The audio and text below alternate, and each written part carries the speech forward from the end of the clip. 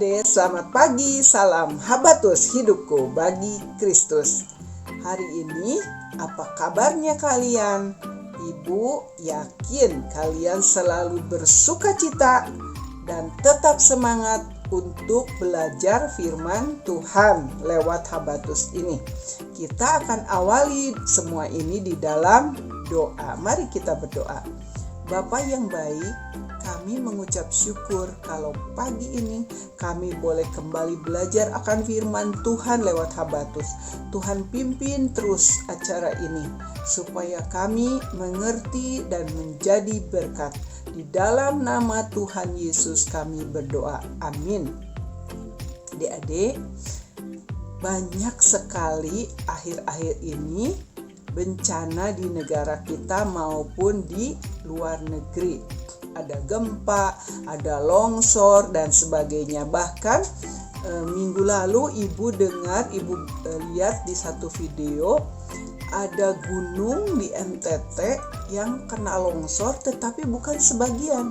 Seolah-olah gunung itu pindah ke jalan, menutupi jalan raya yang biasa dipakai oleh rakyat, masyarakat untuk bepergian ke luar kota, ya. Nah, jadi tidak bisa keluar kota karena jalannya tertutup oleh gunung yang longsor. Jadi gunungnya pindah, adik-adik, ya. Demikian. Luar biasa kan? Itu adalah siapa yang melakukan? Hanya Tuhan yang bisa melakukan semua itu. Tuhan kita, Tuhan yang dahsyat, yang penuh kuasa, penuh kasih sayang, bisa melakukan hal-hal yang luar biasa yang tidak bisa kita lakukan. Sungguh hebat, ya. Nah, kita bisa menyaksikan semua itu terjadi. Bahkan di Alkitab dikatakan bahwa ada padang gurun yang bisa menjadi berair. Kita akan baca dulu di Mazmur 107 ayat 33 sampai 43. Tetapi ibu akan membacanya hanya sebagian saja. Adik-adik bisa belajar baca di rumah, ya. Yuk, mari kita baca. Mazmur 107 ayat 33-43. Dibuatnya sungai-sungai menjadi padang gurun dan pancaran-pancaran air menjadi tanah gersang. Tanah yang subur menjadi padang asin oleh sebab kejahatan orang-orang yang diam di dalamnya. Dibuatnya padang gurun menjadi kolam air dan tanah kering menjadi pancaran-pancaran air. Ditempatkannya di sana orang-orang lapar dan mereka mendirikan kota-kota tempat kediaman. Mereka menabur di ladang-ladang dan membuat kebun-kebun anggur yang mengeluarkan buah-buahan sebagai hasil. Diberkatinya mereka sehingga mereka bertambah banyak dengan sangat, dan hewan-hewan mereka tidak dibuatnya berkurang. Tetapi mereka menjadi berkurang dan membungkuk oleh sebab tekanan celaka dan duka. Orang-orang benar melihatnya lalu bersukacita, tetapi segala kecurangan tutup mulut. Siapa yang mempunyai hikmat, biarlah ia berpegang pada semuanya ini dan memperhatikan segala kemurahan Tuhan.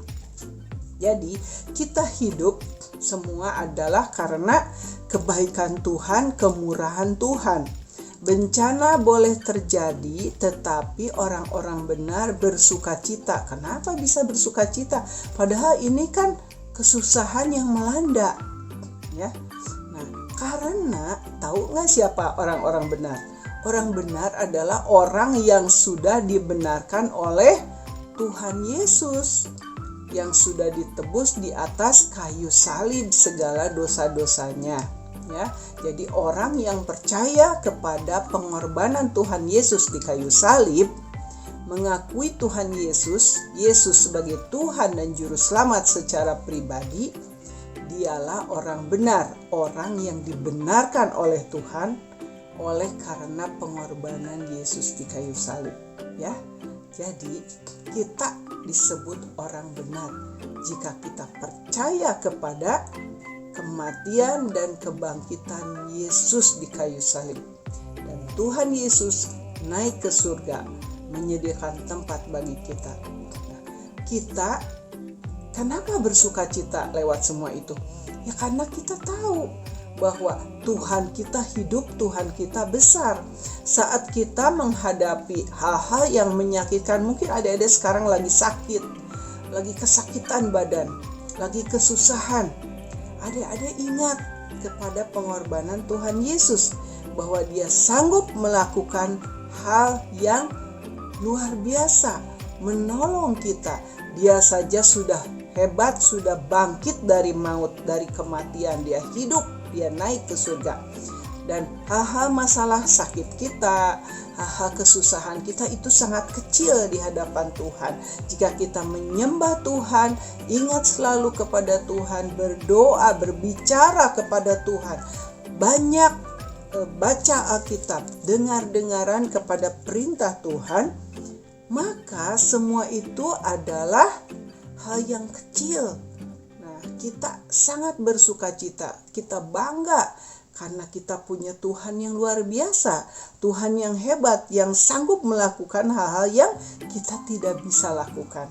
Seperti tadi, padang gurun bisa berair, bisa mengeluarkan air, ada kolam air, dan kolam air bisa jadi kering, ya.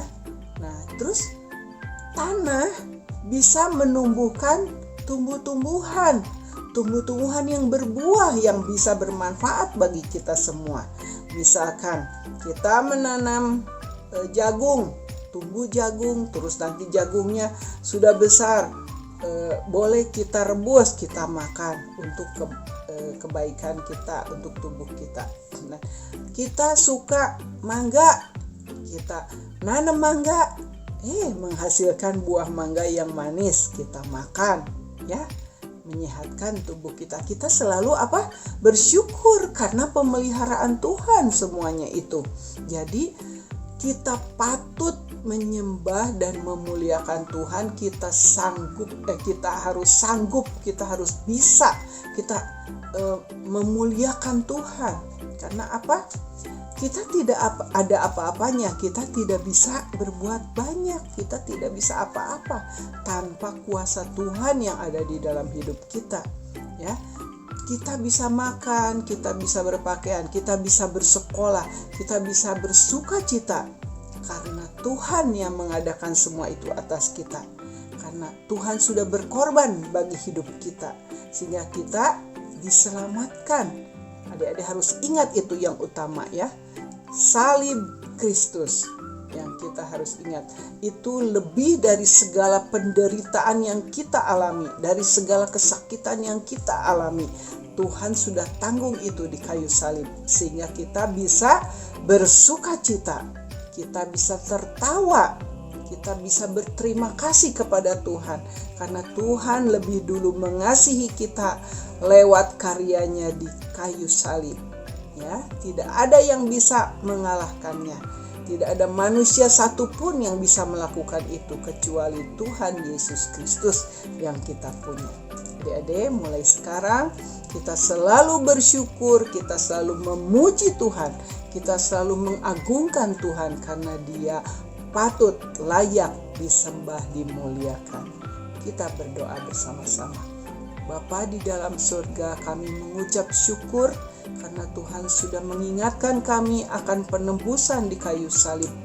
Sehingga apa yang Engkau lakukan membuat kami bisa tertawa, membuat kami bisa disembuhkan dari segala sakit penyakit, membuat kami bisa hidup bersama dengan Engkau di dalam surga kelak.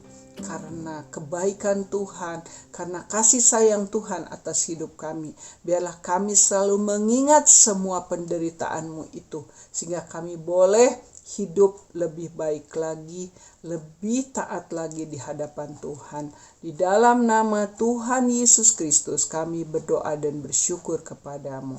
Amin. Adik-adik, sampai bertemu lagi di Habatus yang akan datang. Tuhan Yesus memberkati. Habatus Renungan Harian Anak.